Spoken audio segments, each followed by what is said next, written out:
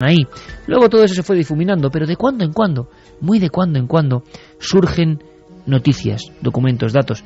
Mi buen amigo Santi Camacho anda con la mosca detrás de la oreja hace unos meses y de vez en cuando me dice: oye, ¿por qué ahora todos los gobiernos están dando información con esta claridad? ¿Tiempo de crisis? ¿Tiempo de ovnis? ¿Es posible? Lo que ha pasado en España quizá tenga explicación, hay que dársela esta noche, si es posible. Guillermo León en la segunda hora ya nos informaba de la estación espacial, pero se han visto cosas. Y además cosas en una fecha donde se cumplían 35 años de esa mítica noche del 20 al 21 de marzo de 1974, de la que hemos hablado en alguna ocasión. Y ahora tenemos nuevos datos, esta noche nuevos datos. Luego os cuento qué fue esa noche brevemente para que comprendáis el interés de estos nuevos testimonios. Pero empezamos nuestros documentos con Bartolomé Olivares en las sierras de Córdoba, y esto se ha publicado en la prensa, pero a él no le hemos escuchado. Una grabación, un vídeo y cercanía. ¿Cómo empezaba todo? Pues fue esa noche. Quizá vosotros habéis visto también algo. Si es así, 7640, palabra clave milenio, o milenio3 con número @cadenaser.com. Escuchamos a Bartolomé, era una noche cualquiera y de repente se convirtió, se quebró, y seguro que ya es una noche diferente a todas las demás para él.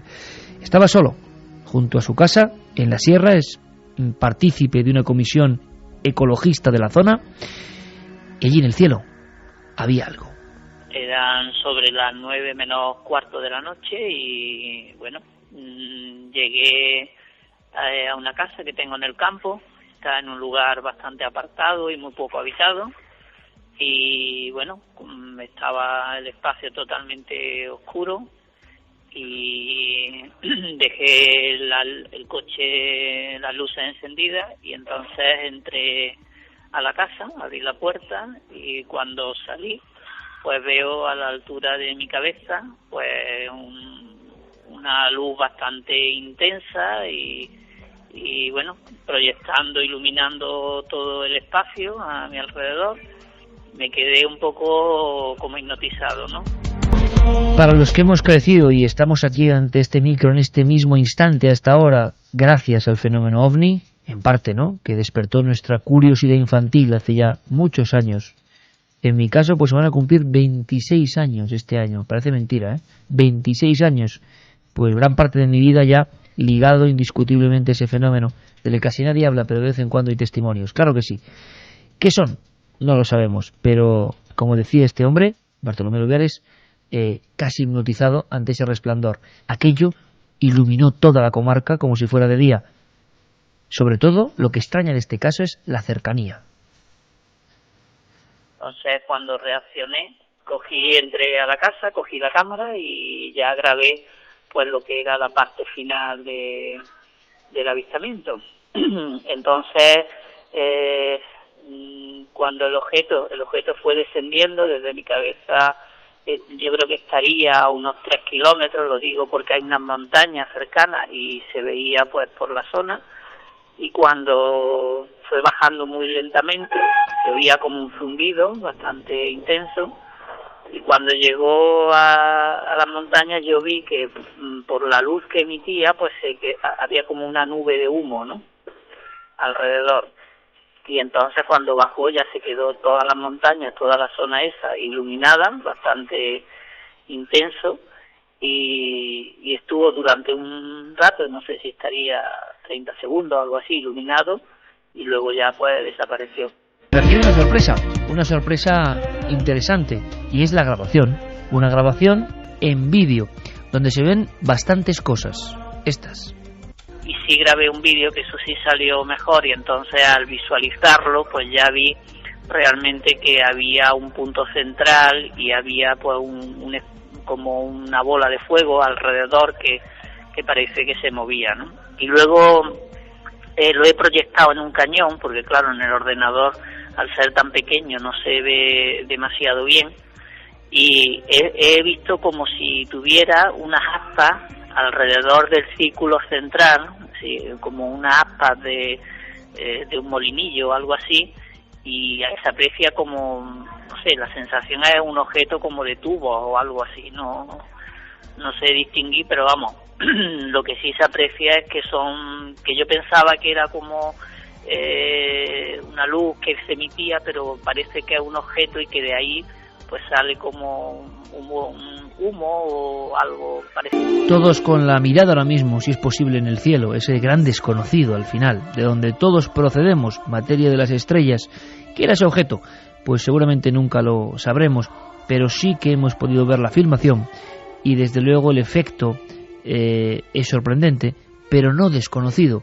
Las cámaras, cuando no fijan su zoom, generan esa especie de anillos dentro de un foco bastante grande, hay que decirlo.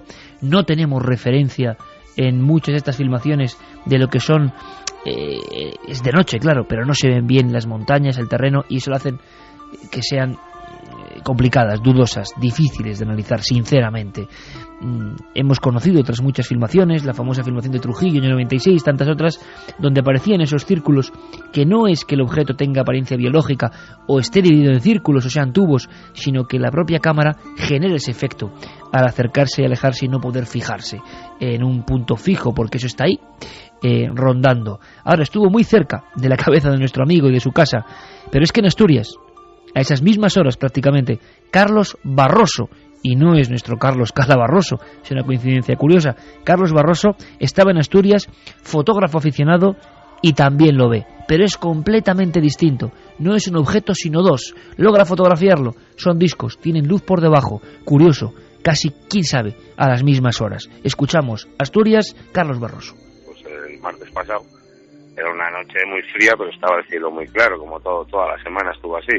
Se estaba tirando unas fotos allí en la playa, y había una zona de la playa por donde se metía el sol y otra que estaba más oscura, que es donde ya había oscurecido, más o menos la zona de las montañas.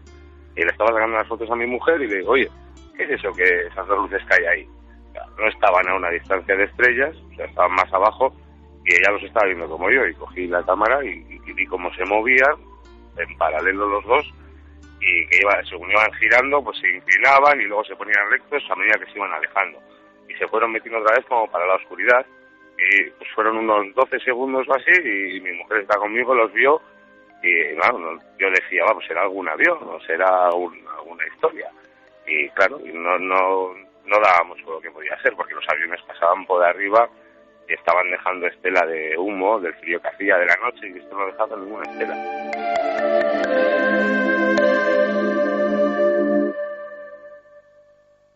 4:16. ¿Qué vio nuestro amigo Carlos en Asturias? ¿Qué aparece en las fotografías? ¿Es algo tecnológico humano? ¿Es un satélite? A él le sorprendió y intentó, desde luego, captarlo, dejarlo para siempre en la memoria fotográfica. Al pasar la tarjeta al ordenador aparecía esto. Cuando las pasé al ordenador, ya entonces sí que ya no encontraba explicación, porque las vi, las amplié, y con un portátil que tengo normal, pues veía cosas raras, no era algo normal. Estaban como, yo calculo, el objetivo que tengo es un 300, yo calculo que estarían a 1 kilómetro de mí. A 1 kilómetro de mí, porque si no nos llegaría a captar ningún color con el objetivo. O sea, sería un punto. Entonces yo calculo que para captarlos como los capté, estarían a 1 kilómetro y a una altura bastante más bajo que los aviones. O sea, al principio era como si la luz la tuviesen solo por una parte de los, digamos que son una especie de discos, pues la luz estaba en la parte inferior y en la parte superior era más oscuro. Entonces solo veíamos la luz cuando cambiaban de posición. Entonces cuando se ponían, digamos, los dos, que veíamos los círculos, se veía mucha luz, pero cuando iban avanzando y se iban alejando, ya veíamos una rayita solo. 4:18, quizá tenga algo que ver, pero acabo de contener la respiración cuando en la pantalla de Carmen aparecen unas figuras terribles en el desierto del Perú. Vamos a ver si podemos dar los datos en cuanto podamos conectar con nuestro compañero Eduardo Herrán, el gran vigilante de las líneas de Nazca, figuras gigantescas, antropomórficas, auténticos. Pero antes, astronautas. Si quieres te comento algunos de los avistamientos que nos han llegado. 7640, palabra clave milenio, espacio, vuestros mensajes son milenio3 con número @cadenaser.com. Me llamo Aitor, soy de Fuenlabrada y trabajo de noche, y cuando iba para casa vi una ráfaga naranja a las 3 de la mañana. No le di mayor importancia. También nos dicen desde Bilbao, que se llama César, que gracias por hacer las noches de los vigilantes más amenas. Gracias a ti y a todos los vigilantes. Al hilo de lo que habéis comentado acerca de los posibles avistamientos de algo en el cielo, la tarde del martes 17 de marzo, os comento que serían aproximadamente las 20 horas, cuando me encontraba en la carretera que une Munguía, el pueblo donde vivo, con Bilbao, y se pudo observar nítidamente como un objeto que a mí en principio me pareció circular y anaranjado se desplazaba por el cielo a una velocidad constante y en un movimiento parabólico. Me quedé extrañado porque estaba demasiado alto para ser un avión y además no tenía las típicas luces de los aviones. La verdad es que en ese momento no le di importancia, pero ahora que habéis hablado del tema me he acordado de esto y os lo quería comentar por si servía de ayuda. Pues esto es hacer la radio todos juntos, interactiva e importante. Atención, que Santi pide paso. Pues sí, pido paso porque justo cuando estaba oyendo los testimonios de nuestros amigos, pues me he puesto a curiosear y resulta que en las mismas fechas en Estados Unidos se ha dado un incremento de actividad ovni, una oleada, lo que se conoce normalmente, absolutamente increíble, incluyendo avistamientos de objetos gigantescos de tamaño rectangular con luces o faros en las esquinas del rectángulo. Hablamos del mismo martes, mismo miércoles. Hablamos del mismo martes, mismo miércoles y de los días justo anteriores y justo posteriores. Estamos hablando, por ejemplo, dos ovnis moviéndose pendularmente en el horizonte de Oklahoma, Indiana, el día 18, pasando por encima de una carretera, Connecticut, día 19, objeto triangular, volando extremadamente bajo. Hay dibujos que se parecen mucho a las imágenes y a los relatos que nos estaban dando los testigos que hemos entrevistado. Michigan, 15 de marzo, un poquito antes, un objeto triangular que no emitía ningún sonido y no tenía ninguna luz, pero se dibujaba perfectamente sobre el cielo iluminado. En fin, estoy viendo un dibujo incluso del testigo. Es curioso porque justo en el otro lado del Atlántico, en las mismas fechas, pues también había un incremento de cosas extrañas en el cielo. A mí me emociona particularmente hablar de todo esto. Hay muchos amigos que de vez en cuando escriben, yo casi ya no puedo ni contestar pues por mil cosas, pero leo de vez en cuando algunos mensajes que nos llegan y que dicen: Iker, has olvidado del fenómeno ovni, nunca hablas de él. No, es el fenómeno ovni el que tiene que aparecer. Si aparece yo lo cuento. Caramba, ¿cómo voy a olvidarlo si es parte indivisible de mi peculiar vida? Y particular emoción cuando, no sé, uno oye estos testimonios, puede haber de fondo lo que sea. Ahora Santi comenta esto, Carmen da más datos de amigos y encima Jeremy nos pone algo que en el fondo para mí resuena todo este fenómeno, este Alan Parsons genuino.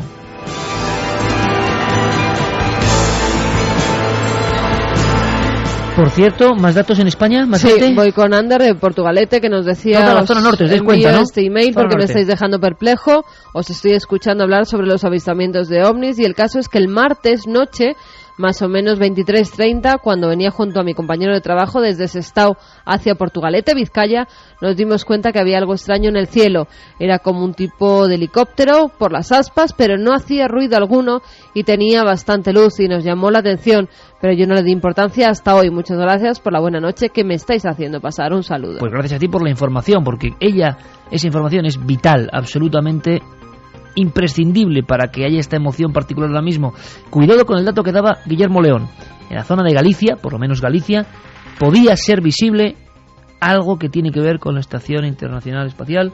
Y datos, Santi, datos. Lo tengo. La Estación Espacial Internacional fue visible a simple vista en España desde el 13 al 20 de marzo. El 13 solo se veía en Canarias, el 14 al suroeste de la costa mediterránea, 15 zona Badajoz, Madrid, etcétera, etcétera, 16 frente a la costa mediterránea y sudeste peninsular, 17 Cáceres, Burgos, Pamplona, 18 condiciones de observación buenas para el noroeste peninsular, la zona de Galicia, 19 Lisboa, Salamanca, San Sebastián, 20 nuevamente pasará frente a las costas gallegas a las 19:54. Pues qué interesante, Santi, esto es una maravilla, tener datos así en tiempo real es una maravilla, así que viendo que hay muchos casos del norte, aunque no coincidan con lo que dice la información oficial, quién sabe si estos objetos,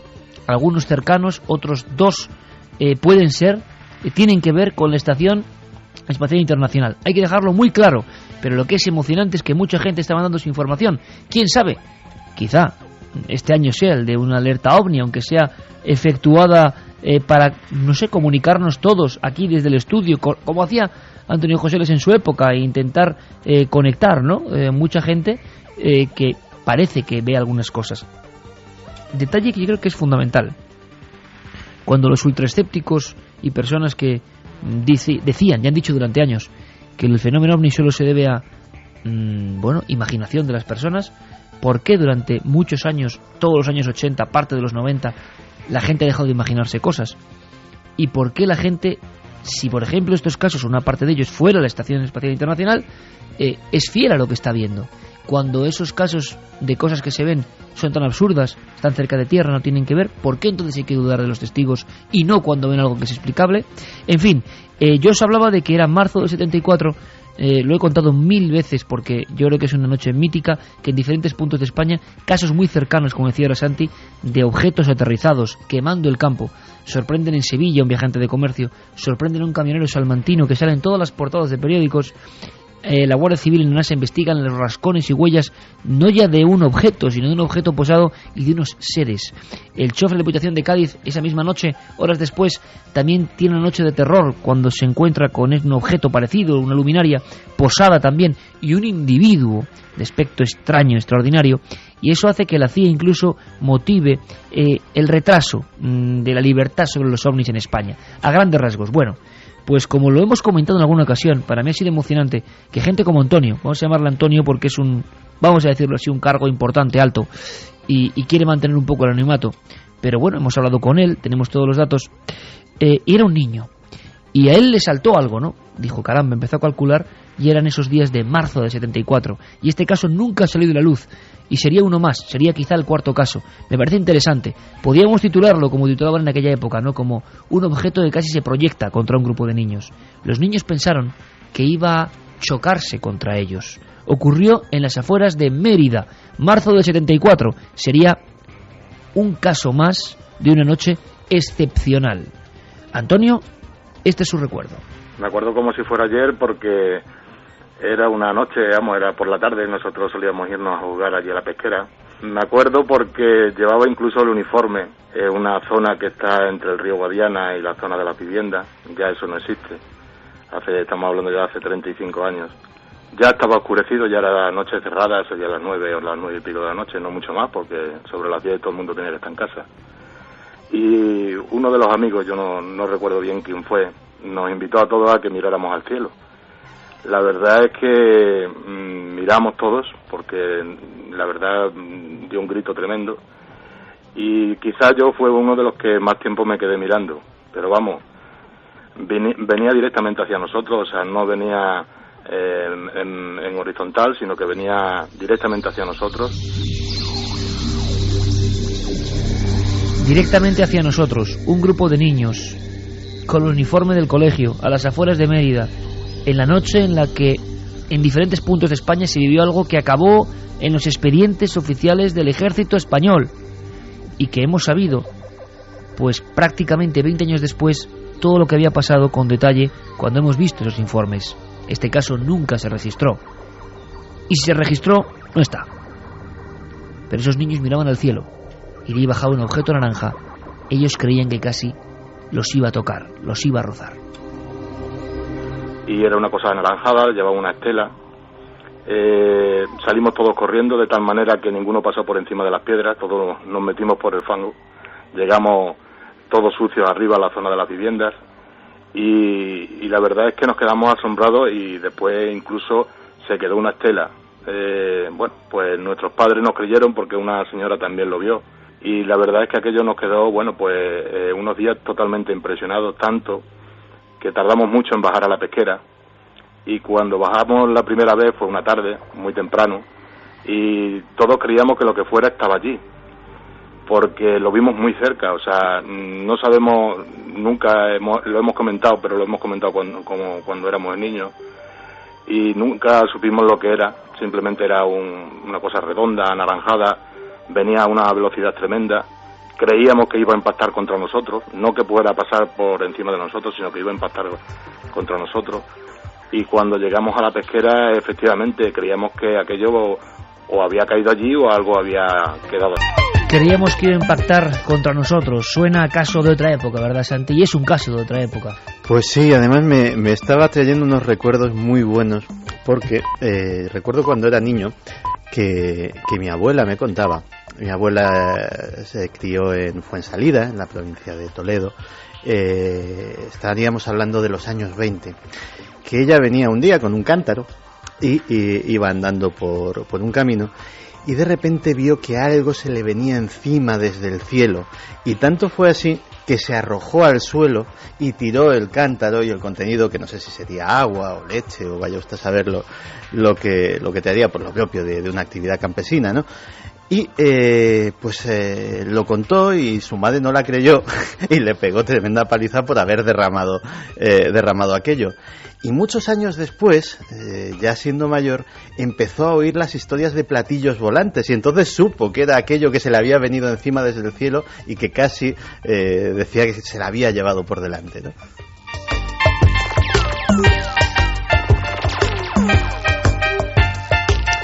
Auténtico viaje en el tiempo. Teletipo, Carmen, últimos datos. ¿Más gente de España que ha visto cosas? Pues están llegando ahora, Iker, porque dicen, por ejemplo, de hace 2 semanas, un objeto con luces raras que se movía muy rápido sobre el Cerro de los Ángeles. Posteriormente me dolía la cabeza. También Alexis, de Las Palmas de Gran Canaria, dice si conocen lo del posible avistamiento de un ovni esta semana en Gran Canaria. Nos lo ha escrito más gente, ¿eh? Lo de ese posible ovni en Gran Canaria. Pues ahora con Oxígeno, segunda parte, mítico donde los haya, en este, como decimos, bucle, ¿no?, que hemos hecho en el tiempo, porque la radio tiene esa facultad, trasladarnos a otras épocas. Hemos conjuntado voces de ayer con las de esta misma semana, porque en nuestro programa no nos vale estar conjeturando, bueno, dialogando sí, porque dialogamos amablemente, pero queremos sobre todo, y ese es nuestro marchamo, que los documentos, los testimonios, lo que está ocurriendo ayer, hoy, hace milenios o ahora mismo, lo escuchéis vosotros. Ese es nuestro trabajo como periodistas. Y por eso mismo, dime. Nos dan datos conspiranoicos sobre por qué ahora se ven menos ovnis o más. Decía que en los 80 se ven menos ovnis porque el escudo antimisiles de Ronald Reagan impedía su entrada a la Tierra. Bueno, teorías de todo tipo, ¿eh? Ahí, de hecho, yo me acuerdo de un autor que en un congreso de estas cosas conspiranoicas me comentaba, decía, tú deberías de saberlo, pero el escudo antimisiles de Reagan no está orientado hacia la Tierra, los misiles están orientados hacia afuera. Un día me cuentas ese congreso por dentro, ¿es, Santi? Mira, Muy también bien. A mi padre y hermana le siguió una luz intensa que se mantuvo a la misma distancia y velocidad desde Santa Elena hasta Villanueva del Arzobispo, en Jaén. Me gusta este ambiente, espero que vosotros también. Y ahora vamos a marcharnos ni más ni menos que al Perú. Acaban de llegar y espero, yo no sé si están ya o que estén prontísimo en ikerjimenez.com las fotos. Voy a comprobarlo. Porque ahora mismo, amigos, por si faltaba algo en esta noche, hay algo en tiempo real. De vez en cuando surgen nuevas líneas de Nazca, ¿no? Pero es que hay algunas más antiguas. A mí me contaban allí en Nazca que hay una zona que le llaman el Cerro de los Astronautas.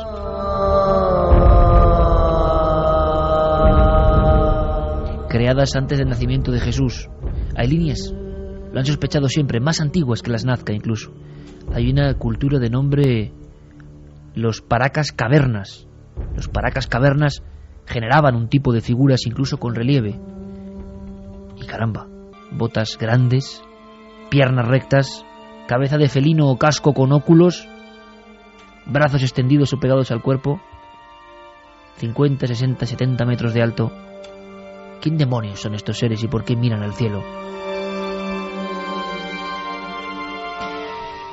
Está ocurriendo ahora mismo. Y sé que Eduardo Herrán nos está mandando fotos ahora mismo. Yo espero que a lo largo de la noche las tengáis en ikerjimenez.com, porque Eduardo es un tipo capaz de descubrir algo, lo sé, de verdad, y mandarnos primero las fotos a nosotros. Porque él es así, es la persona que más conoce, el jefe de pilotos de Nazca, y yo quiero saber qué está pasando ahora mismo. antes de que nadie lo sepa, quiero que lo sepáis vosotros. Hallazgos de muchos seres antropomórficos gigantes en una zona no explorada anteriormente. Amigo Eduardo Herrán, buenas noches. Iker, muy buenas noches, unas muy buenas noches para los millones de escuchas que tenemos ahí en la radio en España.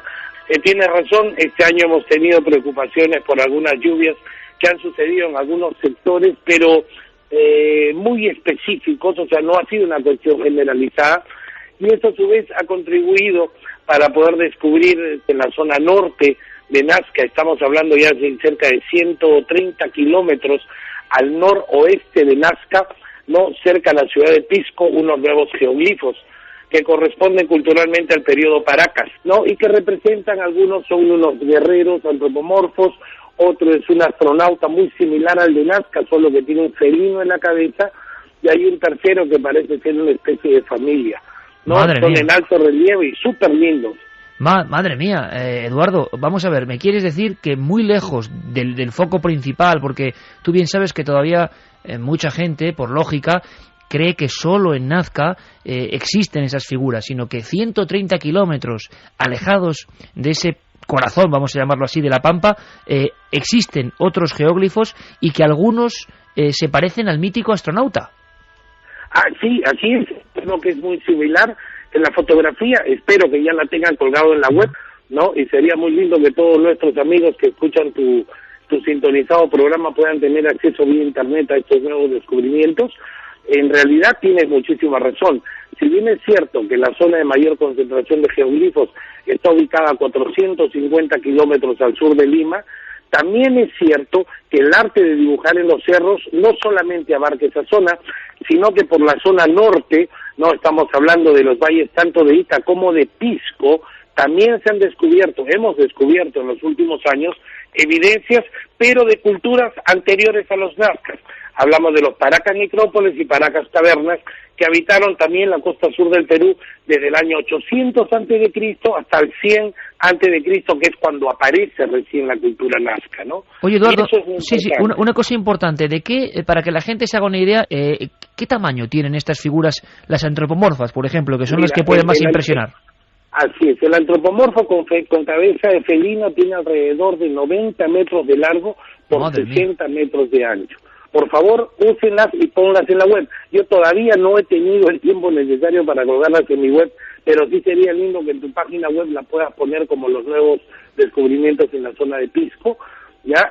Los otros son unos antropomorfos un poco más pequeños, que miden alrededor de los 40 metros, pero lo interesante es que son 4 dibujos, uno al costado del otro, ¿no? Que es aparentemente lo que podría ser una familia. Y hay otros que están en la zona de Pisco, ya que ese es increíble, muy cerca donde está el candelabro que tú también conoces, claro, ¿no? Que son unas aves, ahí hay un personaje antropomorfo, hay unos rostros que son realmente alucinantes. Oye, Eduardo, que como siempre nos das mucha envidia, pero me gustaría hacerte un par de preguntas más. Por ejemplo, ¿por qué cabezas de felinos, Eduardo? Mira, porque la divinidad, en este caso de los felinos, llámese el puma, llámese los tigrillos que habitaron y habitan en las partes de la sierra, han sido considerados lo mismo que los cóndores como dioses por los antiguos peruanos, ¿no? ¿Y por qué? Porque de alguna manera siempre les anuncian, en el caso del cóndor, que viene el agua, y el felino es por su agresividad, por su forma de cazar, etcétera, etcétera. Entonces todos estos dibujos pertenecen en la simbología a lo que viene a ser el panteón de dioses de los antiguos Paracas y Nazcas. Estos han sido no solamente dibujados en los cerros, también han sido dibujados en cerámicas, textiles y en casi petroglifos, y en casi todas las evidencias, ¿no?, que giran alrededor de estas culturas que habitaron la costa sur del Perú. Entonces yo creo que es un muy buen momento para hacer esa introspección que tú, que te dedicas con tanto ahínco y con tanto amor a ver este tipo de misterios, que son los que al final van a terminar resolviendo alguna de las incógnitas que tenemos nosotros como humanos, ¿no? Qué gran mensaje y qué alegría para mí esta noche, Eduardo, te lo aseguro, con todo el impacto de venir de ese mundo prehistórico, pues hablar contigo. No me he encontrado con la sorpresa de estos hallazgos y digo, hay que llamar al buen amigo Eduardo Herrán. Yo puedo decir que creo que la persona viva que más sabe del asunto Nazca, que más lo siente, que más lo vive. Y oye, una última cosa, porque tenemos, sabes, mucha gente del Perú aquí en España escuchando, ¿no? Es que también se ha difundido que algunas de las líneas, o figuras, aparte del descubrimiento, ha habido daños. ¿Es esto cierto? Mira, es cierto que ha habido una lluvia de regular intensidad en la zona noreco de la Pampa de Jumana, ahí normal, muy pegadito al Valle del Ingenio, y esto ha causado unos pequeños avenidas de agua, ¿no?, que han pasado entre las manos y el árbol. Ahora, han causado un cambio de coloración, más no un daño a los geoglifos en sí, y la pátina superficial ya se comenzó a oscurecer.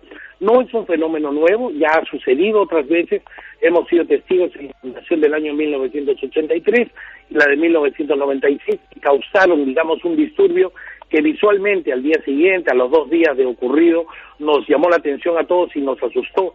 Pero la Pampa tiene un sistema de protección especial. Esa humedad genera a su vez unos pequeños líquenes, ¿no?, que nacen, digamos, en esa humedad y automáticamente se oscurecen y se endurecen. Entonces, eso es lo que está sucediendo ahora en La Pampa, y que se queden tranquilos, no es un daño irremediable ni mucho menos. Ya voy a ver si te adjunto algunas otras fotografías para que puedan ver lo que aparentemente era el daño y cómo hoy eso se está autorrecuperando. Bueno, pues buena noticia entonces, Eduardo. Las líneas y las figuras que son un mensaje mágico. Aprovechamos para toda la buena gente y amigos del Perú para mandarles esa buena energía. Y Eduardo, este verano sí, no puede pasar.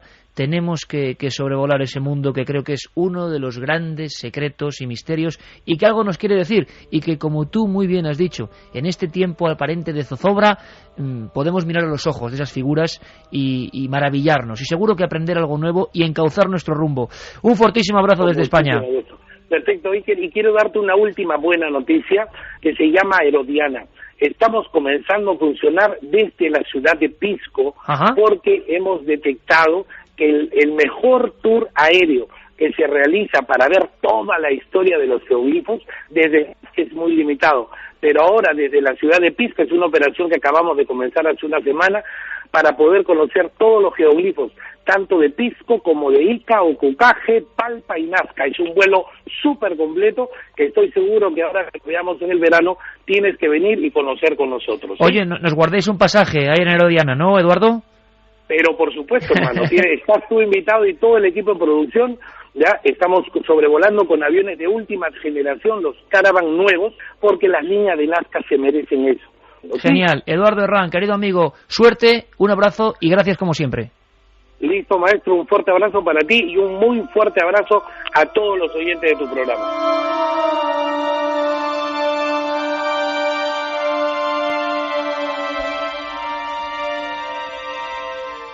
El gran maestro, Eduardo Herrán, gran amigo. ¿Qué ves en esa foto?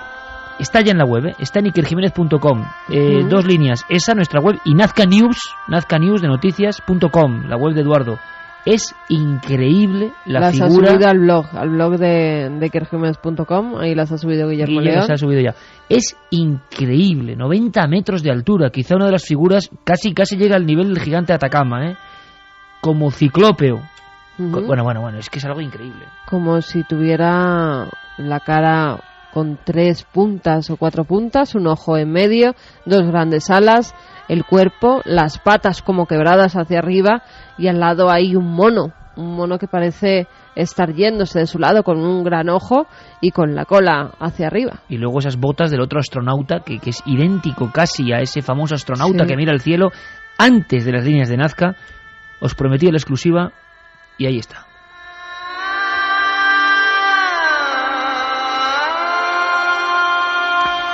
Y ahora, Santi me comentaba que hay tantos datos, tantos informes, aunque sea brevemente antes de meternos en otra historia, Santi, que sí que hay datos de Gran Canaria. En los mismos días se ha hablado de avistamiento ovni. Sí, concretamente en la página web del diario Canarias 7 aparece la noticia titulada Un ovni sobre las Palmas de Gran Canaria. Y hace notar que a primera hora de la tarde del pasado miércoles diversos testigos afirman haber visto 3 objetos en el cielo capitalino con dirección variable. 2 de ellos desaparecen entre las nubes y el restante fue visible durante varios minutos en dirección sur. Hay fotografías que se pueden ver en la página web de este porque diario. Las fotos de Asturias que veíamos eran 3 objetos también, Ahora, una cosa, Santi, si puedes confirmarlo en tiempo real, ¿en Gran Canaria en ese día se podía ver la estación espacial? Pues espérate, que creo que tengo abierto todavía el enlace. Sí, nos han llegado también fotografías desde Barcelona, nos las enviaba David, dice que tiene más, y aquí podemos ver, mira, el cielo, podemos ver alguna referencia que son los árboles cercanos que tiene, y como una bola de color blanco que sobrevuela la zona de Barcelona. La visibilidad por Canarias era justo una semana antes. De todas formas, las fotografías y los testimonios de los testigos dejan muy claro que es un objeto oscuro que vuela por debajo de las nubes. Es decir, el mismo miércoles. Un día nublado. Se le ve perfectamente perfilado sobre las nubes, y los testigos afirman que luego dos de esos objetos desaparecen entre las propias nubes, y una de las fotografías se ve perfectamente que las nubes están de fondo, es decir, que está a una altura inferior.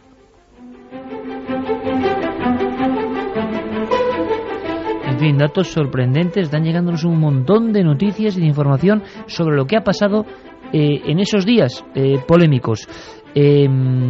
Bueno, la verdad es que nos ha dejado todo esto tan sorprendido que no sabemos casi ni cómo actuar, porque yo estaba convencido, Santi, y vas a decirme, ese día se podía ver la Estación Espacial Internacional y fin del asunto, y bueno, genial, porque habríamos llegado a una conclusión, pero parece que no. Vamos a hacer una cosa. ¿Me cuentas la historia de un secuestro? Sí, te cuento una historia curiosa. Bueno, pues que suene tu piano, maestro, el piano de Santiago Camacho. Pues sí, porque cuando hablamos del crimen perfecto, siempre nos imaginamos asesinatos, novelas de Agatha Christie, con complicadas coartadas, con gente que utiliza venenos y ese tipo de cosas, pero hay otros crímenes perfectos, otros delitos perfectos. En la central del FBI hay un expediente muy grueso que tiene un nombre, el expediente Norjak. Allí en el FBI no les gusta hablar de ello, porque para ellos sí que fue el crimen perfecto. ¿Y qué tipo de crimen fue? Pues tú lo has dicho, fue un secuestro aéreo.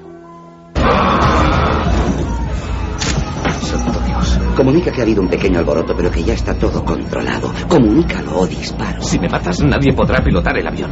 Ya me preocuparé de eso luego. De acuerdo, lo haré, pero tranquilízate. Di una sola palabra sobre esto por radio y te juro que las próximas alas que verás serán las de las moscas revoloteando sobre tu podrido cadáver. Pues más o menos esta es la idea que tenemos todos de cómo es un secuestro aéreo, es decir, secuestradores violentos que amenazan con armas de fuego a los pilotos y a la tripulación. Pero el miércoles 24 de noviembre de 1971 ocurrió el secuestro aéreo más extraño de la historia. Un hombre que viajaba bajo el nombre de Dan Cooper, si es que ese era su nombre, que lo dudamos mucho, abordó un Boeing 727 de la Northwest Airlines, concretamente el vuelo 305, que volaba desde Portland a Seattle. Cooper era un tipo que aparentaba unos 40 y tantos, medía 1,80, iba vestido como los mafiosos de las películas, impermeable negro, traje oscuro, camisa blanca, corbata también negra y unas gruesas gafas de sol. Se sentó en la parte de atrás del avión, en el asiento 18C, y nunca se separaba de su maletín. Después del despegue, llamó a la azafata, pues tal vez querría una bebida. La azafata se llamaba Florence Schaffner. Pero no, el pasajero no quería nada, simplemente le deslizó un sobre que decía ábralo.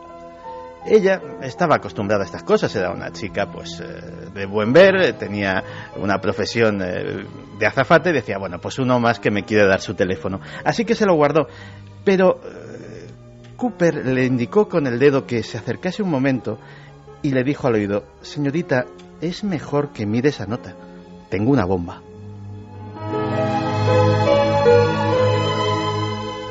La nota decía así: tengo una bomba en mi maletín. Voy a utilizarla si es necesario.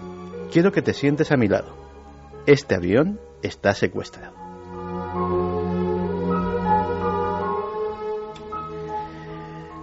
Por si cabía alguna duda, Cooper abrió el maletín y efectivamente allí había cables, lo que parecían cartuchos de dinamita, una batería.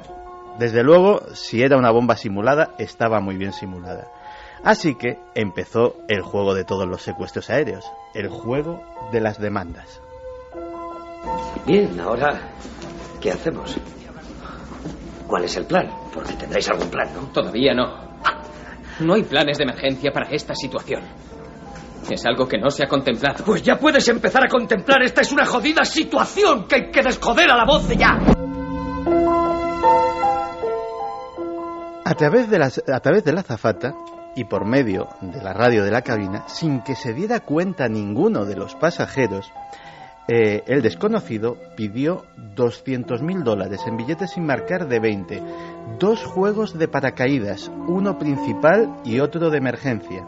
Todo ello debía de estar en el aeropuerto de Seattle para cuando llegase el avión. También un camión para que repostase y pudiese despegar. Si no se cumplían sus demandas, la bomba haría explosión. Si contaba con todo lo que había pedido, dejaría marchar a los 36 pasajeros.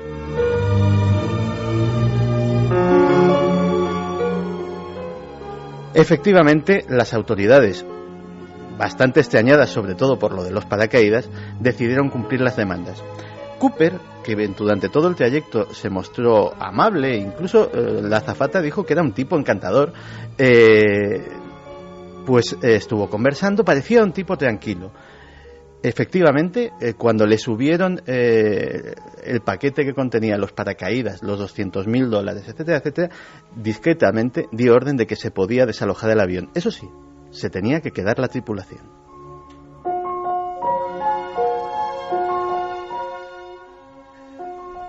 Indicó a los pilotos una ruta en el mapa.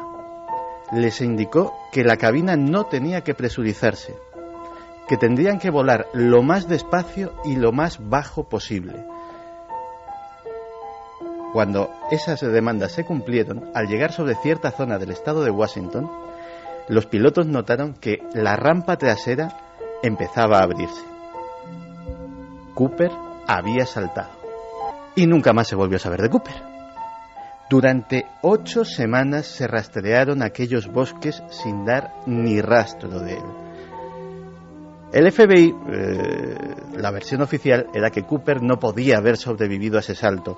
De hecho, varios años después, Brian Ingram, un chaval de 8 años, encontró en un río cercano $2.800 en billetes de 20 de las series correspondientes a aquellos del rescate que estaban por allí. Eso podía indicar que se había ahogado, tal vez, pero algunos expertos forenses dijeron que esos billetes, los patrones de descomposición, no coincidían para nada con la fecha del secuestro. Alguien los había dejado ahí para hacerse pasar por muerto. La última noticia la tenemos de otro niño excursionista que en 2004 encontró en la zona, enterrado, un paracaídas. El crimen perfecto a veces sí existe. Sencillamente magistral. Yo estaba viendo, me estaba imaginando la cara del tipo con el maletín a medio abrir. Y ahora un poco de alegría para todo el mundo, ¿verdad, Carmen? Claro que sí, acabamos como siempre con alegría y con los mensajes de nuestros oyentes. Mira, Roberto desde Granada nos decía: hola amigos de Milenio 3, estoy disfrutando como cada sábado con vosotros cuando he escuchado la historia de la ruta M6 en Sudamérica y viendo el vídeo que hay en el blog me he sobrecogido. A16 en Sudamérica. ¿Podría M6, ser el Inglaterra. mismo caso que comentasteis en televisión hace tiempo de la figura que había en el cruce? Sí, es que es de ese tipo, si se refiere a Iquique, Chile. Sí, exactamente. Guillermo de Santibáñez dice: increíble, Nazca sigue mostrando sus secretos, ¿qué nos quedará por descubrir? Estoy deseando ver las fotos. Pues en el blog de ikerjimenez.com las tiene. O sea, en la web pulsáis dentro de blog, que está ahí muy aparente, y ¡pum!, se entra con todas las noticias. Pablo Jesús Gómez Amado nos dice: mi novia es chilena y por eso estuve varias veces en Chile. En esa misma carretera hace más o menos un año hubo un accidente de un autobús donde murieron varias niñas, nos lo comentaron cuando estábamos allí, pero las supervivientes declararon que el conductor no había tenido la culpa, que algo pasó en ese tramo del accidente. De hecho, el conductor salió en libertad cuando todo apuntaba a que él era el culpable. Lulu de Madrid, que ha metido en la cama a su perrita y a sus 4 cachorritos porque está pasando mucho miedo con esto de las apariciones. Bueno, pero viene acompañada, ¿no? Bueno, pues que nos mande una foto de su perrita y de sus 4 cachorrillos, que nos encantan. Y ahora que llega Semana Santa, por Dios, que no abandonen animales, que ya está bien. Que siempre que tenemos vacaciones, a quien más nos quiere, a quien no nos falla nunca, a ese abandonamos. Pues eso, que no lo hagan. Que iremos siempre en contra de esos que abandonan animales. Albert y Cori nos dicen: hemos visto esas fotos en vuestra página y no nos parece un fantasma en la carretera, sino más bien una imagen de alguien que pasó por allí en algún momento. En cuanto a la imagen de Escocia, es demasiado física, es decir, demasiado palpable. Creemos que se trata de alguien asomado que estuvo por allí. Todo nos parece demasiado tangible para ser espectros de otro mundo. Pues seguramente la clave la ha dado Santi Camacho una vez más, porque no estamos acostumbrados. Nuestro archivo más profundo mental no ve imágenes de fantasmas en color porque hemos ideado una imagen del fantasma como algo que viene de otro tiempo. Y quizá no, quizás sea un estertor que está ahí todavía, ¿no? Bueno, fíjate, Joseba nos estaba escuchando desde un parking en la M6 cerca de Carlisle, en South Valley. Ando mirando por las ventanillas del camión y no voy a pegar ojo. Por la carretera. Cuidado con los romanos. Los romanos, cuidado con la sexta legión. Los romanos no hablaba Carmen de Soria, que decía: la legión romana que aparece en Inglaterra solo se le ve medio cuerpo y bajo la carretera discurre una calzada romana. Jolín, pues encima romanos con medio cuerpo. Ya es lo que faltaba. ¿De arriba o de abajo? Igual de terrible. Vamos, Iker, a dar los ganadores de La Casa de los 7 Pecados, ese libro que sorteábamos esta noche. Sabéis que hemos tenido a Maripau Domínguez, su autora, en la primera hora de Milenio 3, esa que empezaba a la 1, que ya casi son las 5. Pues vamos con los amigos que han ganado. Arturo desde Logroño, que nos decía: el lugar físico donde se levantan este tipo de edificios no es elegido al azar, es la clave del misterio, es conveniente estudiarlo. Otro es para Segis de Oviedo, que dice: 3.000 muertos al año en carretera en nuestro país son demasiados como para que no sucedan situaciones fantasmagóricas. ¿Nos estarán avisando? Y el último es para Jesús García, que nos decía: Madrid es una ciudad de luces y de oscuridad al mismo tiempo. La clave está en saber mirar las claves. Un saludo y espero poder leer pronto el libro. Pues Jesús, ahí lo tienes para que lo leas. Un abrazo. Y aquí regresamos con un sinfín de noticias, de informaciones y habitualmente con nuestra faltriquera repleta de cosas que casi nadie cuenta. Por ejemplo, claro, todo el mundo ha fotografiado quien ha pasado por allí, claro. Este edificio se ha puesto a su sombra, a su vera, ha intentado viajar un poco en el tiempo. Una de las maravillas del mundo, a qué duda cabe, ¿no? La Alhambra. Pero yo sé bien que hay muchas historias que ni siquiera Washington Irving u otros contaron. Yo sé bien que el embrujo de la Alhambra va mucho más allá y a veces entronca directamente con los temas que nos ocupan y que nos interesan, esos temas donde el misterio aparece. Esta es la sintonía de Juan G. Vallejo, esos mundos inexplorados que a veces pueden ser tan famosos, pero al mismo tiempo tan desconocidos como esta maravilla, la Alhambra. He observado que generalmente cuanto más ricos han sido los habitantes de un edificio en los días de su prosperidad, tanto más pobres y humildes son los que viven en los de su decadencia, y que los palacios de los reyes concluyen con frecuencia sirviendo de asilo a los mendigos. La Alhambra se encontraba en ese triste estado de decadencia. Cuando alguna torre empezaba a desmoronarse, venía a instalarse en ella alguna andrajosa familia, que se hacía la propietaria de sus dorados salones en compañía de los murciélagos y búhos, y colgaban sus guiñapos, emblema de la pobreza, en las ventanas tragaluces. A comienzos del siglo XIX, un escritor avezado, aventurero, Washington Irving llegó a la ciudad de Granada y de repente contempló como encaramado en un valle se encontraba un palacio que parecía un palacio sacado de un sueño. Y es que dicen que hace muchísimo tiempo había un sabio persa que uno de sus escritos comentó que había podido visitar ni más ni menos que los jardines de Irem, unos jardines que había en medio de la península arábiga en los que solamente podían entrar los hombres que eran prácticamente inmortales, los sabios, los poetas, aquellos que conocían los secretos de la Biblia, del Corán, de los textos sagrados. Comentan que este manuscrito persa fue el que llegó a manos ni más ni menos que de Alamar, que fue el que mandó construir esta fortaleza, la fortaleza a cuya sombra tuve la suerte de nacer, a cuya sombra florece una de las ciudades más bellas del mundo, Granada. La Alhambra, que significa la roja porque está construida con el barro que se saca del mismo monte de la Sabica. El monte de la Sabica no fue concebido por casualidad para hacer allí aquel palacio que era una réplica del jardín de Irem, del paraíso del Edén. Realmente la Sabica fue un monte sagrado desde el tiempo de los fenicios, hace más de 2000 años, donde hoy día está la Torre del Agua de la Alhambra. Se encontraba un templo de adoración a la diosa fenicia Natá, la diosa fenicia de la fertilidad. Realmente la Sabica fue siempre una montaña extraña. Dicen que es la montaña donde mayor número de plomo, hierro y pequeñas pepitas de oro se encuentran, no en vano. El río Darro, que es el que pasa por debajo de la Alhambra, proviene del latín dauro, que significa oro.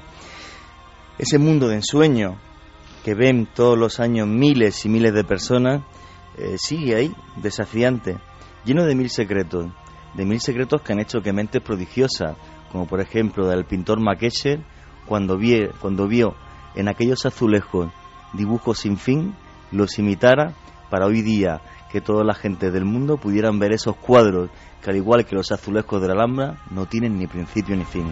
Principio ni fin realmente tienen las leyendas y los orígenes misteriosos de la Alhambra. He de decir que, por desgracia, si no hubiera sido por Washington Irving, que vivió en la Alhambra cuando era un lugar donde vivía gente andrajosa, tal y como describía en el texto que hemos puesto al principio, si no es por Washington Irving, se hubieran perdido las leyendas de la Alhambra. Un libro del que no podemos ya saber cuántas ediciones y en cuántos países se ha publicado. Lo que hizo Washington Irving en ese libro fue recoger de los habitantes desarraigados que había en ese lugar todas las leyendas que hablaban de fantasmas, de espectros, de viejos sabios que venían desde lejos para crear ese maravilloso monumento. Cuando Aben Abud se hallaba contristado por estos tormentos y molestias, llegó a su corte un antiguo médico árabe, cuya nevada barba le llegaba a la cintura, pero el cual, a pesar de sus señales evidentes de larga longevidad, había ido peregrinando a pie desde Egipto hasta Granada, sin otra ayuda que su báculo cubierto de jeroglíficos. Venía precedido de la aureola de la fama. Se llamaba Ibrahim Eben Abu Ajib, y se le creía contemporáneo de Mahoma, pues era hijo de Abu Ajib, el último compañero del profeta. Una de las cosas que sabéis que siempre me mueve, buscar la historia de los inmortales. Según Washington Irving, Ibrahim Eben Abu Ajib, un médico y astrólogo egipcio, fue un inmortal que hizo los planos de la Alhambra. ¿Cierto? ¿Secreto? ¿Misterio?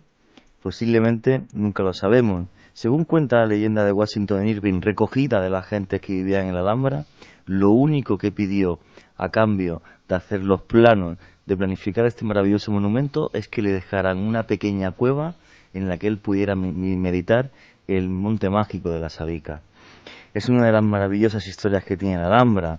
Lo curioso es que Adamar, guiado por este egipcio que comentan que traía textos que había sacado de una sala debajo de las pirámides, y está recogido en este libro del siglo XIX, pues reflejó en la Alhambra realmente parte de la arqueología sagrada que aparece en otros libros como son la Biblia. El Palacio de Comares tiene la misma planta y estructura que el Templo de Salomón. O lo más curioso, la famosa Fuente de los Leones, que no es ni más ni menos que una copia del Mar de Bronce, la maravillosa figura que había para purificarse con agua en la puerta del Templo de Salomón, una gran columna de bronce en la que dicen que casi que cabía un mar y en cuya base había 12 leones exactamente igual que los que hay en la Alhambra. Inspiración de poetas, sueño de reyes, la Alhambra seguirá siempre ahí. No sabemos dónde está su magia. Por desgracia, ese centro de conocimiento en el que se guardaron más de 1 millón de ejemplares quemados por el cardenal Cisneros en el siglo XVI en la plaza de Virrambla, ese centro de conocimiento y de poder, de él solamente nos queda la fachada y una serie de claves que tenemos que seguir. Los textos se perdieron, lo que sigue vivo y es eterno es el sueño de ese rey llamado Alamar que creó un paraíso que todos los años visitan miles y miles de personas. Sonido. Una voz. una investigación. Milenio 3. Iker Jiménez. Cadena SER.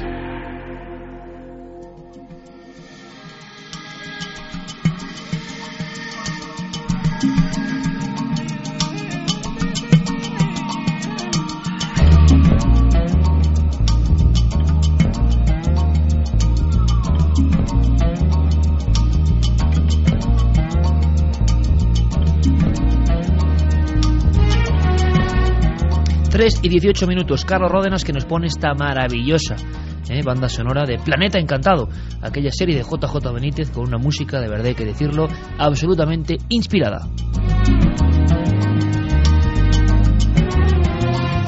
Pues hay mucho más que contar de la Alhambra. Esto es nada, una pista, 2 pistas, para que empecéis a investigar, para que sepáis, quien no lo sepa, quién fue Washington Irving, cómo estaba la Alhambra en aquel siglo XIX. Es que hay historias que hablan de fenómenos paranormales. No me digas mucho, Juanje, no adelantemos mucho, pero dentro del edificio por visitantes más o menos actuales. Sí, están recogidas hace mucho tiempo. Bueno, el primero que realmente las escribe de aparición de espectros y fantasmas es Washington Irving, ya en el siglo XIX.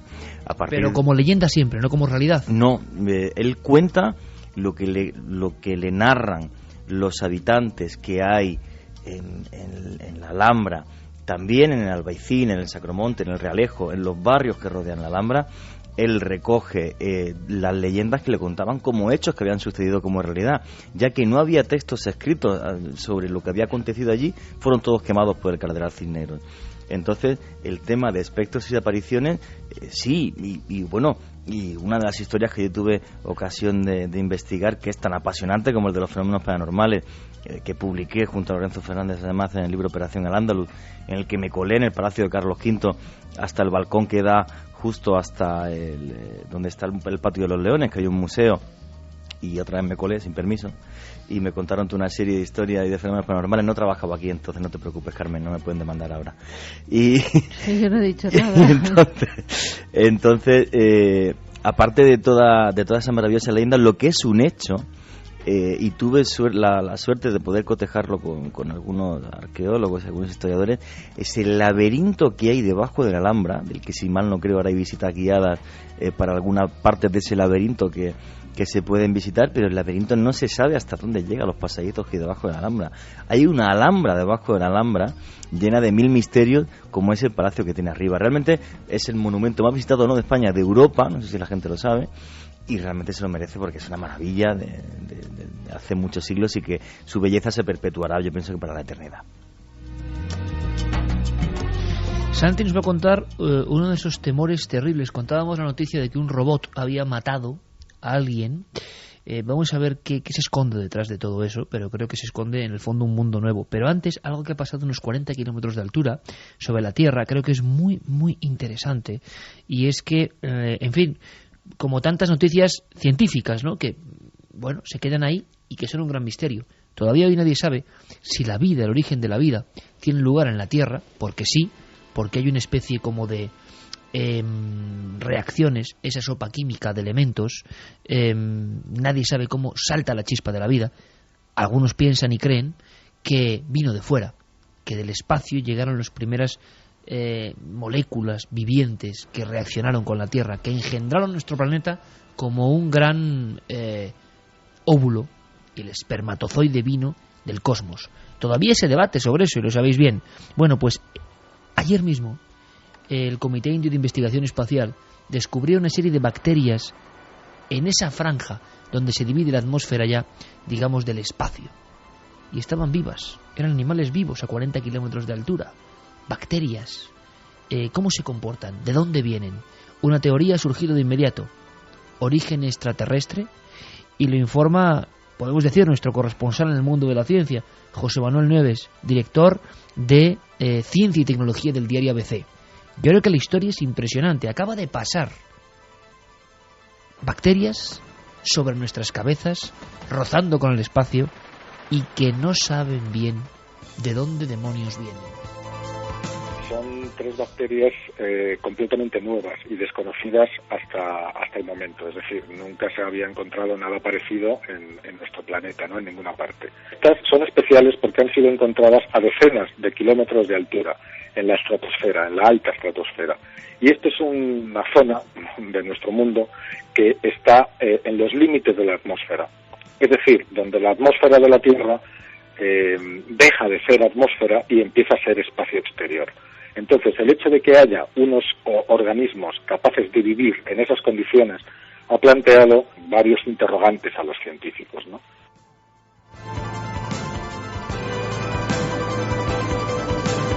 Claro, claves y enigmas científicos de lo más diverso. ¿Qué son? ¿Por qué están ahí? ¿Por qué resisten las temperaturas, las circunstancias? ¿Proceden de nuestro sistema en el fondo? ¿Han mutado o es que vienen de fuera? Y si vienen de fuera, ¿qué hacen bacterias al margen de nuestra vida cotidiana? ¿Dónde iniciaron su chispa de la vida?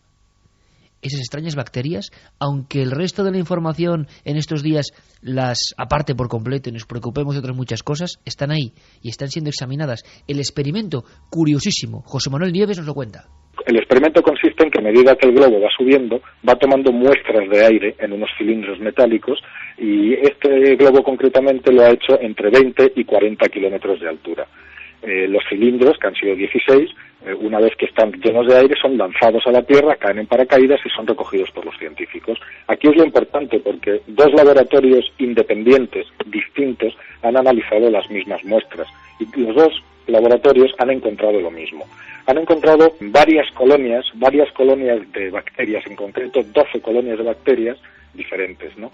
9 colonias eran conocidas, pero estas bacterias además se veía que tendían a morir. Sin embargo, de las 12 colonias, 3 de esas colonias no morían.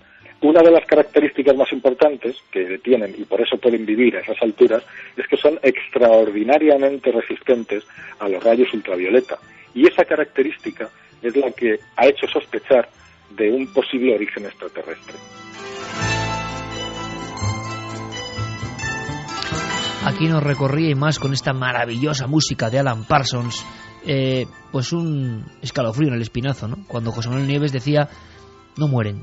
Y no es la primera vez que hablamos de animales que no mueren, pero es que estos están a 40 kilómetros de altura. Y mientras las bacterias ya conocidas morían, estas resistían. ¿Qué son exactamente?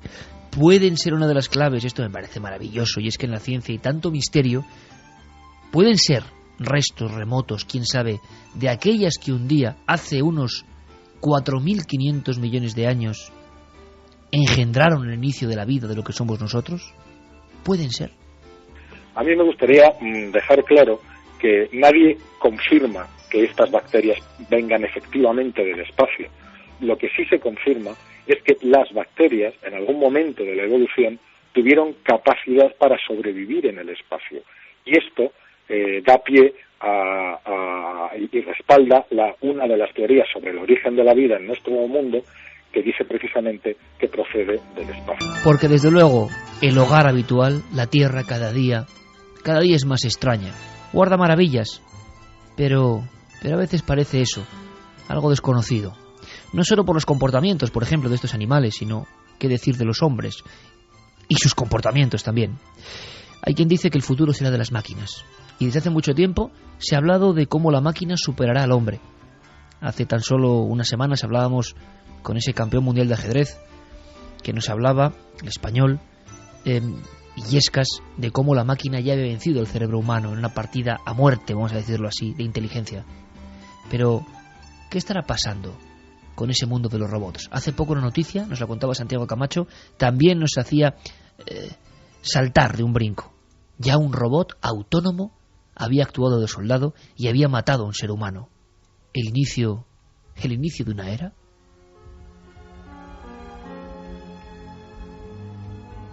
No sé si alegremente, pero voy a ponerme un café. ¿Quiere un café? ¿Ah? Susan, los robots proporcionan protección. Por el amor de Dios, ¿sabes lo que puede provocar este robot? Podría hacer añicos la fe humana en la robótica. ¿Y si esto sale a la luz? Imagina las devoluciones en masa por culpa de una paranoia irracional y los prejuicios.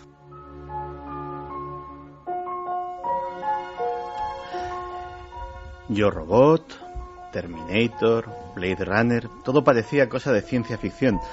Robots, humanoides, autónomos, desplazándose, actuando, pensando, matando. Y ha sucedido, es otra vez una de esas noticias que creo que son trascendentes y que creo que han pasado sin pena ni gloria por los boletines de las agencias de noticias. Pasó hace menos de un mes, en las montañas de Afganistán. Una unidad del grupo de combate Odín del ejército norteamericano estaba repeliendo el fuego de un grupo de talibanes fuertemente atrincherados en uno de aquellos desfiladeros inaccesibles. Entre ellos estaba la unidad del sargento Jerry Rhodes, el especialista James Pegg y el cabo Philip Cheng. Ellos estaban al mando de un soldado muy especial.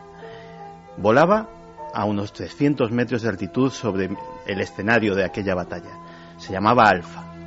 Alpha es la evolución de una serie de aparatos que eran los Predator, que eran aviones no tripulados, dirigidos por control remoto. De hecho, la CIA los ha utilizado alguna vez para realizar algún atentado contra algún líder insurgente de alguna organización terrorista no afín a los norteamericanos. Pero los Alpha son distintos, porque los Alpha ya no hay un soldado, ya no hay un operador con un mando a distancia, con una consola, con un ordenador dirigiéndolos. Los Alpha son autónomos. Ven, oyen, escuchan las órdenes y las ejecutan.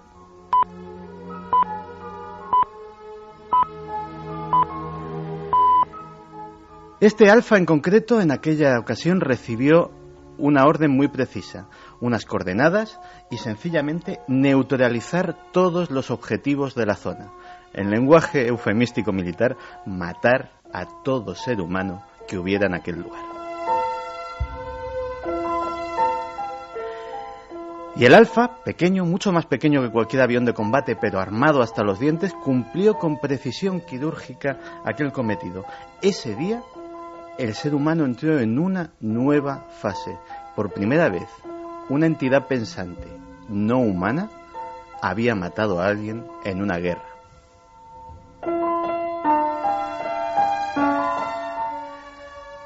Lógicamente las implicaciones morales son muchas. De hecho, fíjate que en la película esta de Yo Robot también se lo preguntaban. Me obligó a jurarlo. Y te pidió que lo mataras. Dijo que para eso me había creado. Su suicidio fue el único mensaje que pudo mandarte. La primera amiga. Vicky no podía controlarlo. Lanning contaba con que mis prejuicios me llevarían hasta ti. ¿Va a detenerme, inspector? Bueno, el fiscal define el asesinato como la muerte de un humano a manos de otro. Técnicamente no puedes cometer un asesinato. Pero desde luego los cadáveres que dejó Alpha a su paso siguen estando allí, decorando las arenas del desierto afgano. Los robots autónomos militares que lucharán en nuestras guerras futuras deberán ser programados como samuráis mecánicos para vivir conforme a un estricto código guerrero, o si no el mundo corre el riesgo de verse abocado a atrocidades que dejarían chicas a las de cualquier otra guerra que hayamos vivido hasta ahora. Esto, que parece un pensamiento muy bello, muy poético, en realidad forma parte de un informe oficial elaborado para la Marina de los Estados Unidos por uno de los organismos más secretos de ese país, la Oficina de Investigación Naval.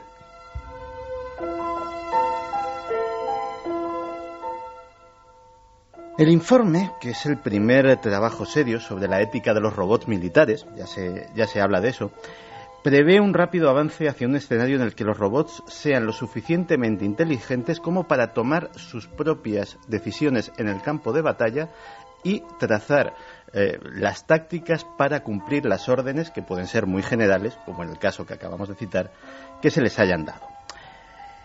Hay un concepto erróneo, dice el autor del informe, el doctor Patrick Lynn. Hay un concepto erróneo, y es que los robots solo harán aquello que les hayamos programado para hacer. Desgraciadamente, esta creencia está muy anticuada y procede de la época en la que los programas podrían ser escritos y comprendidos por una sola persona. Uno de estos aparatos lleva un software que consta de millones de líneas de código y que cada parte, por razones de seguridad, ha sido escrita por diferentes equipos de programadores. En realidad, no sabemos lo que hay en la mente de uno de estos aparatos.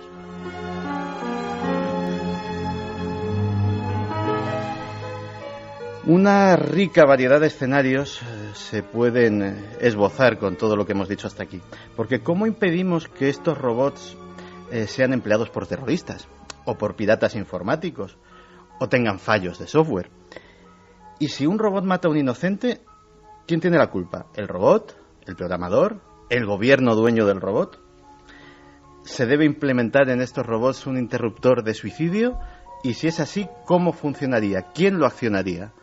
¿Quedaría su propio fin a criterio del propio robot?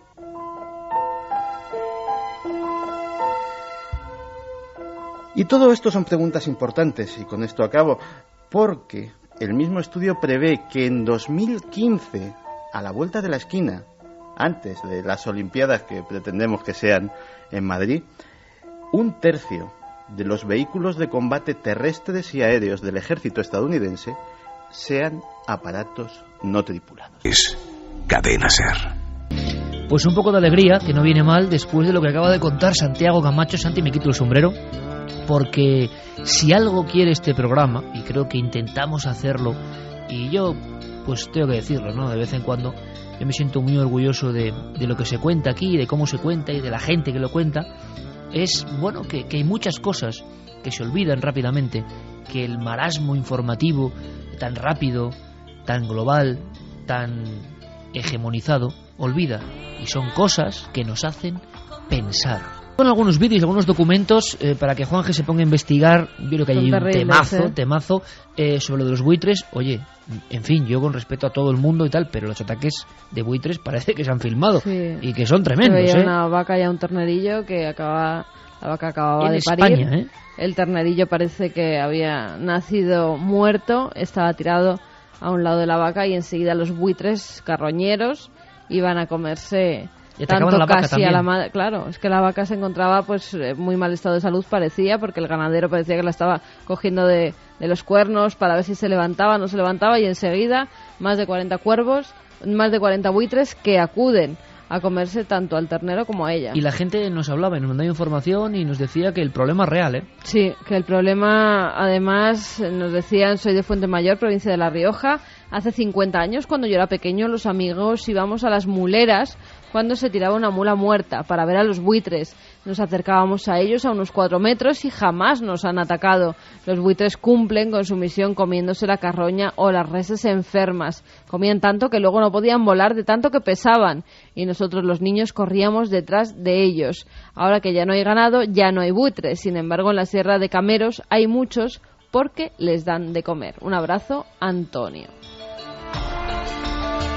Mira, también una amiga, Iraida Carballo, desde Tenerife, que me decía: buenas noches, Carmen, es este señor al que te referías, se llama John Edward, y su programa, que también yo veía en Digital Plus, se llamaba Cruzando el Más Allá. Sí, eso es. Y muy polémico. El cual iba rotando ante el público y contándoles cosas sobre sus parientes muertos, así como de sopetón, y que parecía que la gente se sorprendía. Le habían acusado de trucos, ¿eh?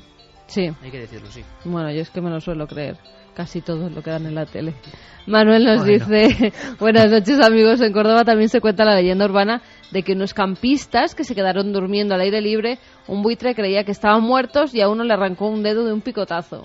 Claro, leyendas urbanas sobre el buitre como animal un poco, en fin, tan ajeno a nosotros, ¿verdad? Tiene que haber un montón. Hombre, yo no me quiero imaginar un bebé en medio de una sierra de esta a día de hoy, con lo que está pasando con los buitres. Un bebé no, incluso un niño de 2 o 3 añitos, que se despiste. ¿Cuántas historias, Santi, de aves rapaces gigantes o tal que se han llevado a niños, ¿no? Y hablábamos antes de los coyotes. En Australia ha pasado más de una vez que los dingos, que son perros autóctonos salvajes, se han llevado a bebés de sus mismas cunas ante la mirada atónita y absolutamente impotente de la madre, que veía cómo aquellos animales, en este caso de gran porte, suelen ser del doble tamaño que un coyote, digámoslo así, cogían al niño de la cuna tal cual y salían corriendo con él, y no se volvía a ver aquella criatura nunca. Y el mono Satanás, que le llamaban así, que coge, había un caso muy famoso que le coge al bebé a la madre, se lo sube delante de la madre y se lo empieza a comer en un árbol al niño. Sí, no, que esto nos lo contaban nuestros buenos amigos de Explora, sí. Fernando González Siches, José Manuel Novoa y compañía. Ante la impotencia de la madre que lo estaba viendo. Sí, bueno, o sea, claro, y que entraban a robar en las habitaciones, los monos Satanás, entraban dentro de la habitación y se llevaban las cosas y rompían todo. Algo impresionante. Juanje, que te dan las gracias por haberle hecho evocar mi infancia y poder pasear por la Alhambra. He creído volver a oír el rumor relajante de sus aguas. Nací en sus faldas, sus jardines, tuve el privilegio de que fuesen mis lugares de juegos, junto con esa plaza nueva y, como no, los entornos del río Dauro. La pena es que, como suele ocurrir, a veces lo que tenemos al lado, formando parte de tu vida cotidiana, es lo que menos conoces. Mi agradecimiento por todo lo que habéis contado. Espero que podáis ampliarlo, pues no son cosas que se puedan encontrar cuando lees una guía normal. Bueno, es la misión de este programa, ¿no? Muchas gracias. Sí. Merche te lo decía. Sí, hombre, la verdad que yo también he tenido la suerte de nacer a la sombra de la Alhambra, además literal, porque nací apenas a 500 metros en el Campo del Príncipe. Y lo que...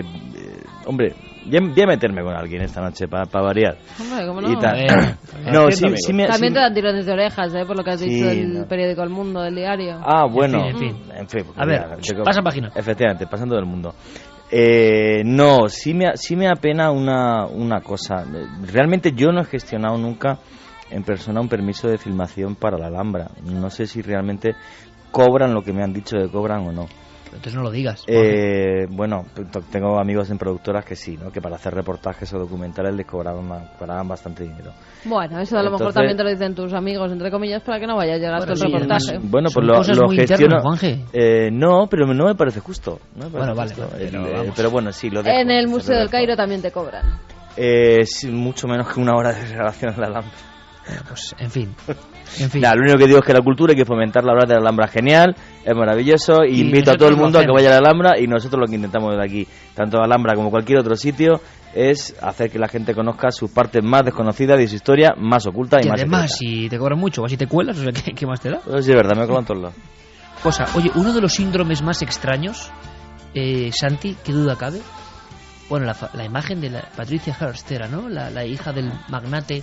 Yo no sé si era con una especie de ametralladora en la mano. Era con una K-47 ¿Con un Kalashnikov? Sí, cuando formaba parte del Ejército Simbiótico de Liberación. Claro, y la gente, yo creo que a nivel mundial empezó a hablar de una cosa que se ha quedado muy inserta en la memoria popular, que es síndrome de Estocolmo. ¿Cómo es posible que alguien te secuestre y tú de alguna forma te enamores o te pongas a favor del secuestrador? Ha habido casos dramáticos. El reportaje de nuestro compañero Carlos Largo habla de eso, de síndrome de Estocolmo. ¿Por qué Estocolmo? ¿Tiene algo que ver esta historia de tan extraña a nivel mental con esa localidad concreta del norte de Europa? Bueno, vamos a aprender un poco. ¿De dónde viene? ¿Qué hay de verdad de leyenda en el síndrome de Estocolmo?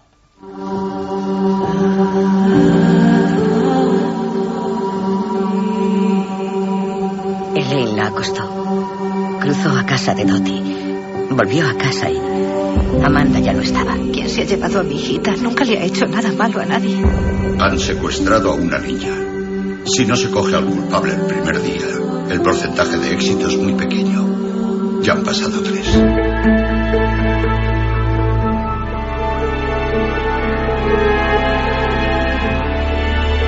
Muchas trágicas historias comienzan de esta manera. Una desaparición, una ausencia, un secuestro, una peligrosa situación por la que ninguno de nosotros querríamos pasar. Les informamos desde la casa en Los Ángeles de Daniel Pearl, el periodista que ha sido secuestrado en Pakistán. Lo importante para nosotros es encontrar a su esposo. Una ciudad en la que hay tanta gente. ¿Cómo encontrar a un hombre en medio de todo esto? Combatiremos a los secuestradores con secuestros.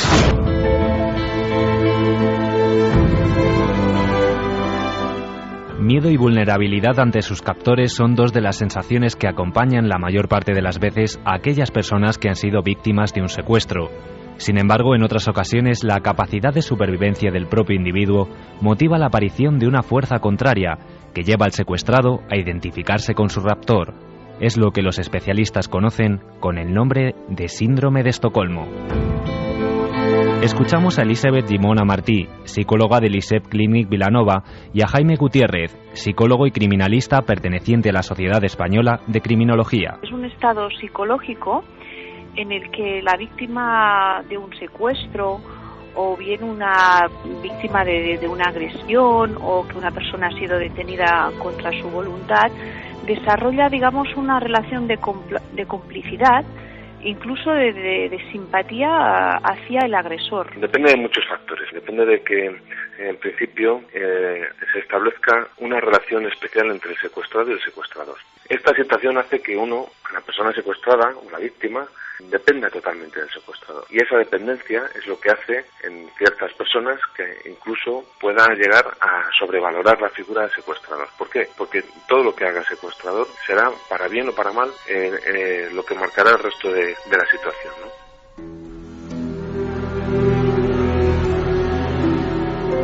Son muchas las causas que pueden provocar un síndrome de Estocolmo.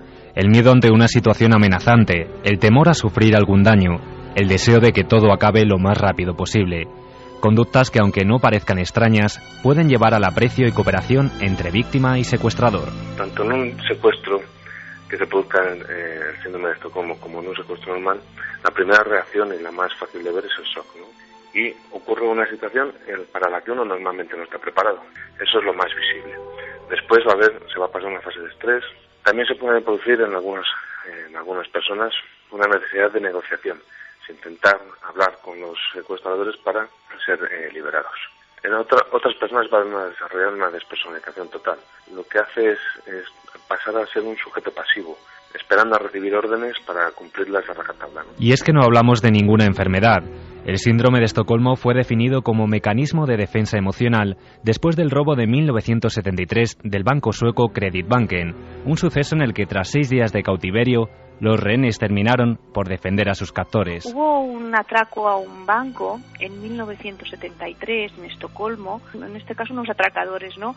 Secuestraron a 3 mujeres durante 5 o 6 días, incluso les pusieron como dinamita alrededor del cuerpo, o sea, las tenían ahí secuestradas y con la dinamita, y bueno, al final los cogieron, pero lo que sorprendió principalmente a los profesionales de la psicología y psiquiatras, que las víctimas se negaron a testificar en contra, y que incluso una de las víctimas, pues digamos que tenía cierta simpatía hacia el secuestrador, ¿no?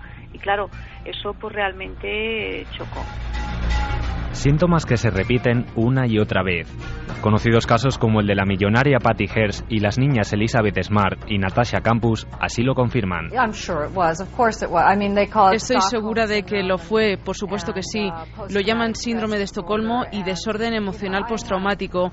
Yo no tenía libertad, realmente no fui liberada hasta que me separaron de ellos durante 2 semanas. Y entonces ocurrió, todo comenzó a desaparecer lentamente justo cuando ellos ya no estaban. Desgraciadamente, según los especialistas, podemos decir que actualmente el área de extensión del síndrome de Estocolmo es aún mayor. El número de personas que viven sometidas en el mundo es estremecedor. Y es que las fatales noticias así lo confirman. El abuso infantil y la violencia doméstica son ya una realidad. Desde mi opinión, no.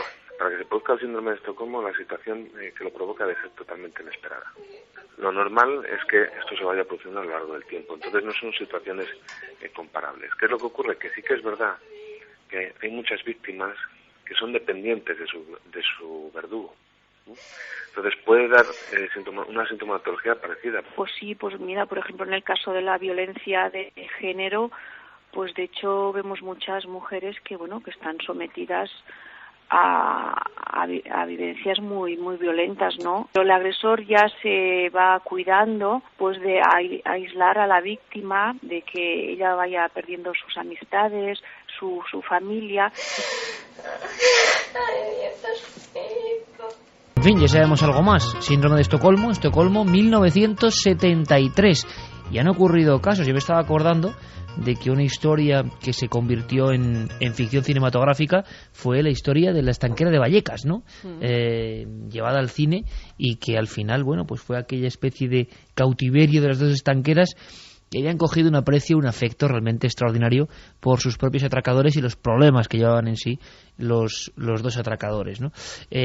Por cierto, noticias, hablábamos de animales que han protagonizado gran parte del programa, cocodrilos, historias de cocodrilos atacando a niños, en fin, que cuando uno sondea un poco... Una niña de 10 años a la que se han comido su cabeza en Filipinas, cuando iba hacia el colegio en canoa.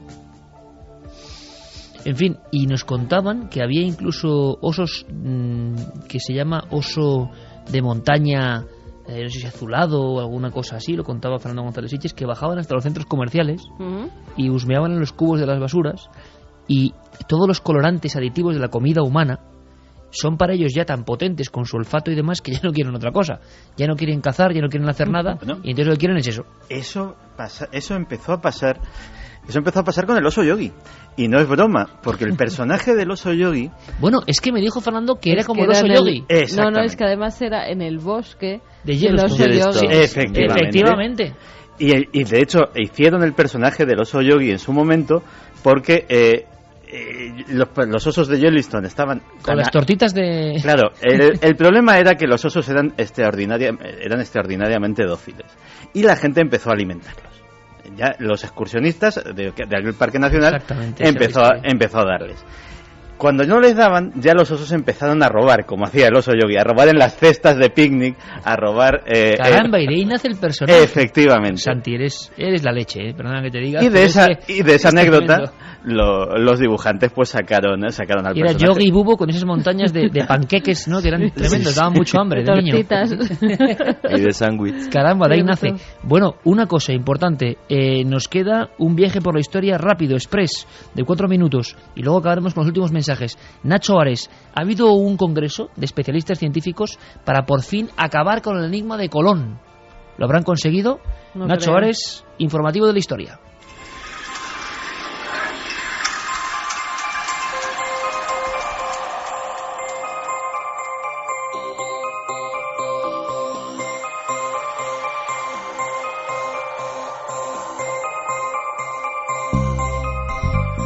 El 14 de marzo se clausuraron en Marbella las primeras jornadas del encuentro histórico-científico colombino, en las que se ha intentado dar luz al origen de Cristóbal Colón y la polémica identificación de sus restos. Como nos comenta José Luis García de Paz, investigador y profesor de Física y Química en la Universidad Autónoma de Madrid, las posibilidades históricas del mítico navegante todavía están muy abiertas. No queda todavía claro si el nombre verdadero de Colón fue Pedro Escoto. Todavía ese tema debe quedar sujeto a verificación por historiadores. Pero bueno, es una propuesta interesante, aunque creo que el investigador Enseñat de Villalonga ha ido modificando esta hipótesis desde las primeras publicaciones que hizo ya hace unos cuantos años, para al final acabar, más que un Colón, de Colonni, sería como se escribe, a una persona apellidada Scott. Pero bueno, sí es una posibilidad de que naciera en Génova, aunque no fuera directamente un Colón. En las jornadas se profundizó en los últimos descubrimientos relacionados con los restos óseos aparecidos en la urna de plomo de la Catedral de Sevilla. Lo que ya nadie parece negar es que los huesos encontrados en esta ciudad y estudiados hace pocos años sí pertenecen a Cristóbal Colón. Está perfectamente, creo yo, ya demostrado que el ADN que han obtenido los investigadores dirigidos por el profesor Lorente corresponde al descubridor Cristóbal Colón, y los escasos restos que hay en la Catedral de Sevilla corresponden a Colón, por comparación con los restos de su hermano, y que Diego, que es hermano de madre, al menos, porque claro, se ha comparado el ADN materno, y con su hijo Fernando, su segundo hijo, que era bastardo, que fue biógrafo de su padre y que está por propios méritos en la Catedral de Sevilla. A pesar de todo, no hay que cerrar la puerta que los restos conservados en la República Dominicana también pertenezcan a Colón y que su cadáver fuera repartido entre Sevilla y la Catedral de Santo Domingo.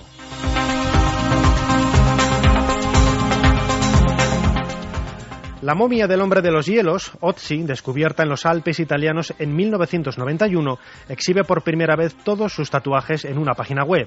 Son más de 50 y el verdadero significado de estas extrañas marcas sigue siendo un enigma. Nos habla de ello Mercedes González, directora del Instituto de Estudios Científicos sobre Momias. El tatuaje normalmente se suele hacer con dos finalidades. Una es la cultural, pues para determinar si se pertenece a un clan, el estatus que tienes dentro, también para marcar un determinado momento en la vida de una una persona, pues como puede ser el paso de la infancia a la juventud, la maternidad. También se hacen algunas culturas en señal de duelo por la pérdida de un ser querido, y en otros se hace como una práctica terapéutica.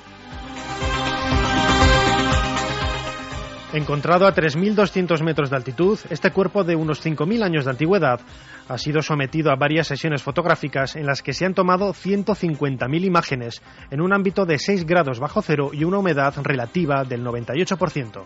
Y hablando de la momia de Otzi, es difícil pensar que se hiciera con una finalidad cultural, porque los tatuajes que tiene realizados están hechos en zonas que normalmente no están a la vista. Pero bueno, eso nos dio una indicación de que podía haber sido realizados con una práctica terapéutica.